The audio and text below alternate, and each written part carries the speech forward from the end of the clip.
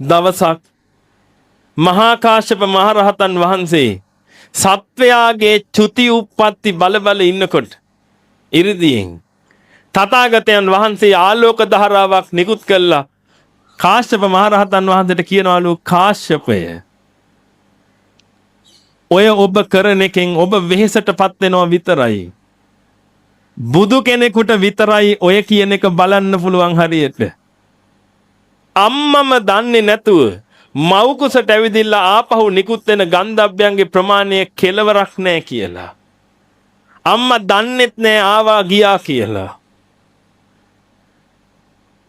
ඒ තරම් චුති උප්පත්ති සිද්ධ වෙනවා කියලා මේ මොහොතේ. එහෙනම් එහෙම එකක් ඔබට බලන්න බෑ ඔය අරිහත් ඇහෙන්.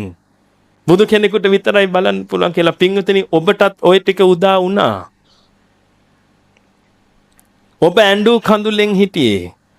gedara මිනිස්සු පින්වතුනි ඔබට සම්බන්ධ වෙච්ච මොකක් හරි gedara හිටපු මිනිස්සු බත්තු යාගෙන කද්දි ඔබ කෙල හැලුවා. ඇයි ඔබට උරුම නෑ මේ බත් කන්න? ඔබ කෙලහලහල බලන් හිටියා. පොඩි දරුවෙක් දැක්කනම් ඔබ අත ගෑව අහුවෙන්නේ නැහැ. කාමයක් ජනිත වෙච්ච වෙලාවේදී ස්ත්‍රියාවක් හෝ පුරුෂයෙක්ව අත ගෑව ගිහිල්ලා අහුවෙන්නේ නැහැ. මහා පීඩාවක ඔබ ජීවත් වුණේ. එකම බලාපොරොත්තු වුණේ පින්වතුනි මස්ලේ කයක් ගන්න. අවුරුදු 10 ගාණක් ලක්ෂ ගාණක් ওই විදිහට දුක් විඳපු ඔබට ඔබගේ අම්මා තාත්තා නිසා ඒ කර්ම ශක්තිය ගැළපිලා ඔබට අවස්ථාවක් ආවා ඒ යුක්තාණුවට බැහැ ගන්න. අන්න පින්වතුනි ගන්ධබ්බයාගේ ඔක්කාන්තිය සිද්ධ වුණා මව් කුසට. මව් කුස ඇතුලේ වර්ධනය වෙලා එතනින් එහාට ටික ඔබ දන්නවා. විද්‍යාවට ඉගෙනගෙන තියෙනවා. ඔතනින් එහා ටික විද්‍යාවට ඉගෙන ගන්න බෑ පින්වතුනි. මොකද විද්‍යාඥයන්ට ඒව හොයන්න පුළුවන් ඒවා නෙමෙයි.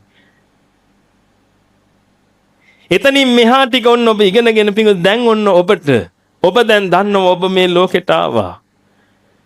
ඒ ලෝකෙට ඇවිදින්න පින්වතුනි ඔබ පුංචි කාලේ ඉඳලා අනන්ත අප්‍රමාණ දුක් විඳලා ඔබ වැඩි වියටපත් වුණා. ඔබ දැන් ඔය ඔක්කොම කරගත්තේ ඔය කරන ටික කර ඉන්නද? ඔච්චර අමාරුවෙන් ඔය මස්ලේ කඩ රිංගගෙන පින්වතුනි මේ මනුස්ස ලෝකෙට ආවේ ඔය ටික කරන්නද? හොඳට කන්නද? පොඩ්ඩක් හිතන්න. හොඳට කනවා කියන්නේ එහා ගෙදර එකාට වඩා හොඳට කන්න එපා. පරිප්පුයි බතුයි කාලා හරියන්නේ නැහැ. ඇයි? එහා ගෙදර එකා පරිප්පුයි වැටකොළුයි බතුයි කන්නේ. ඒක නිසා අපි ඊට වඩා එකක් කන්න ඕනේ. ඒකට නේද පින්වතුනි මේ සැරසෙන්නේ. ඔබට ඔය මනුස්ස කය ලැබුණේ ඔය ටික කරගන්නද? ඔබ දන්නවද පින්වතුනි මොනතරම් භයානක අඩියකද ඔබ ඉන්නේ කියලා? ඔබ කවුරු වුණත් පැවිදි අපිටත් එච්චර තමයි. අපි කවුරු වුණත් එච්චරයි. ස්වභාවය එකයි. අනිත් ඒවා ඔක්කොම සම්මුති නේද? දැන් මං මුලින්ම ඔබගෙන් ඇහුවේ පින්වතුනි ඔබ කවුද?